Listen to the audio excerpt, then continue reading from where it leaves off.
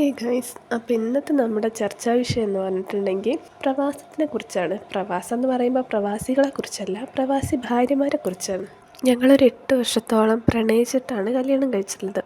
അപ്പോൾ കല്യാണത്തിന് കുറച്ച് മുന്നേ ഒരു 2.5 വർഷത്തോളം ആൾ ഗൾഫിൽ തന്നെ ആയിരുന്നു. അപ്പോൾ ഞാൻ കരുതിയത് ഇതൊന്നും വലിയ പ്രശ്നമല്ല. ആ സമയത്തൊന്നും എനിക്ക് വലിയ ഇഷ്യൂ ഉണ്ടായിരുന്നില്ല.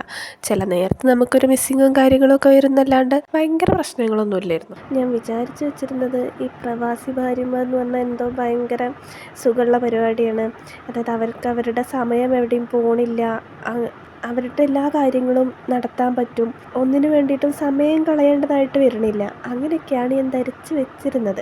ആ ധാരണകളെല്ലാം മാറിക്കിട്ടാൻ വേണ്ടിയിട്ട് ഞാനും ഒരു പ്രവാസി ഭാര്യ ആവേണ്ടി വന്നു. കല്യാണം കഴിഞ്ഞ് വെറും 2 മാസം മാത്രമാണ് ഞങ്ങൾ ഒരുമിച്ച് താമസിച്ചിട്ടുള്ളത്. അതായത് എൻ്റേതായൊരു സ്പേസിൽ നിന്ന് എന്നെ ഇങ്ങോട്ട് പറിച്ച് നട്ടിട്ട് കൂടെ ഉണ്ടായിരുന്ന ആൾ ഒരു 2 മാസം കൊണ്ട് പോയി. പിന്നെ നമ്മുടെ 2 പേരുടെ ആയിരുന്നൊരു സ്ഥലത്ത് ഞാൻ ഒറ്റയ്ക്കായി പോവാം. ഈ ഒരു ടോപ്പിക്ക് ഈ ഒരു ഷോർട്സിൽ ഒതുക്കാൻ പറ്റില്ല എന്നുള്ളത് കൊണ്ട് നമ്മളതിൻ്റെ ബാക്കി കാര്യങ്ങൾ അടുത്ത ഷോർട്സിലായിരിക്കും പറയുന്നത് കേട്ടോ.